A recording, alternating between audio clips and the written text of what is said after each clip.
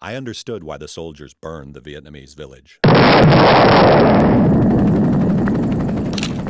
2 GIs had been killed in a firefight the night before, and another had been killed by a mine in the morning. I flew in on the chopper that was taking out the dead and wounded.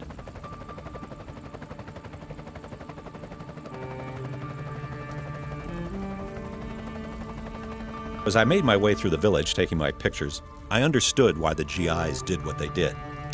But I also understood how terrifying this was for the villagers.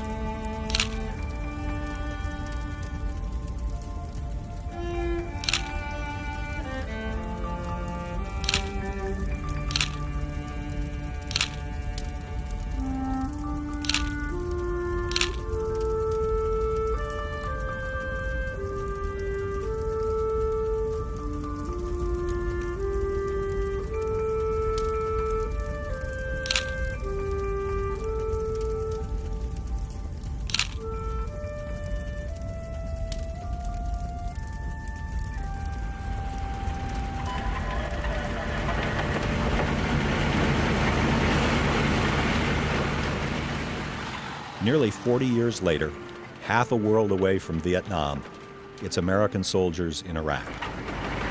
This is it.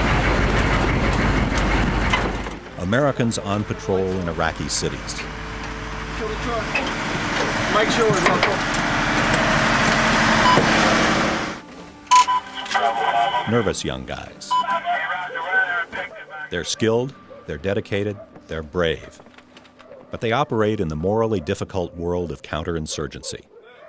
They've come to believe that behind every door awaits an armed enemy, and they behave accordingly.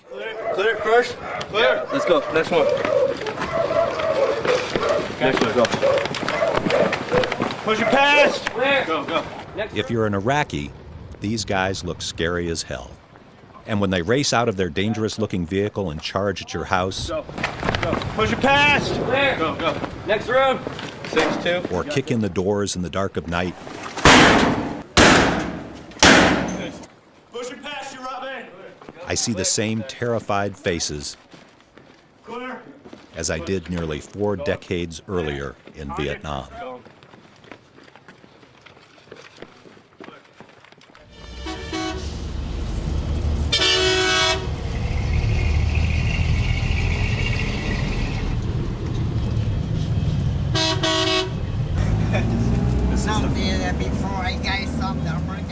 I had always wondered about those Vietnamese villagers.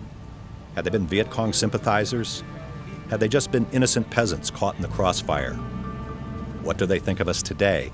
And is there a lesson from that war to the war in Iraq? My son and I drove north out of Saigon's bustle and headed along the central coast toward Binh Dinh province. I had no idea what the name of the village had been. At the time, it was just another collection of thatch hooches. But say what you will about the military, it keeps good records. Sifting through Vietnam records at the National Archives turned up this contemporary record of the fight. Even in the typed report, the urgency comes through. While the report didn't give the village a name, it did give the map coordinates.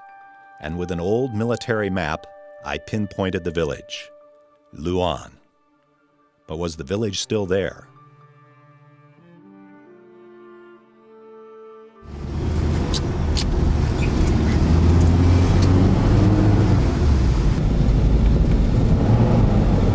As it turns out, the village is still there.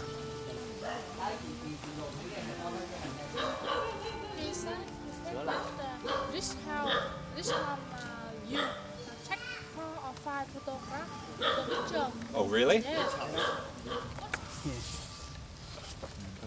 I will just some more. But why? Me too. So this house is now this house? This house, yes. Does anybody remember her? So for Does anybody know her? yes, he knew. He knew? Is this she? Cái này là sao ạ? Cô này. Cái nhà hồi nãy mà có thằng nhỏ mở cửa vô đó. À. Chính cái. Rồi tôi họp với tôi xã này bà đời nhà bà đời rồi nè. The house of the policeman. Vậy đi. Vui. Vậy đi. Đó. Dạ ba có nhớ cái tấm hình này không ạ? Ba có nhớ là Nhớ. cái anh Is she the woman in the picture? That's right. Her name is Win T. Hua. She told us that, like most of the villagers, she hid in the bunkers during the early part of the attack. Then the soldiers rounded up all of the men and took them away. She said her husband, Lum Tan, spent 3 years in a prison at Nha Trang. Was he a Viet Cong fighter? I was a normal person. During the day, the American soldiers were in the village. At night, the Viet Cong came to the village. I was not a Viet Cong. How did you feel about this? We hated the American soldiers. We wanted to forget the war. We didn't want to remember the past. How do they feel today about Americans? We hated the American soldiers. We have to remind future generations what American soldiers did in our town. We are pleased to welcome you, but when American soldiers came, they burned everything, killed water buffalo, and destroyed rice fields. After the war, we rebuilt. We replanted the rice fields, planted new trees. That's why you can see the greenery, the very green rice field. We want you to see that. And then there was this man, Win Van Sik, who was 28 when we burned his village. That's his old Viet Cong uniform. Yeah, is that really his mother? Yes. Did he join the Viet Cong after the Americans burned the village? I joined the Viet Cong 3 days after you burned our village.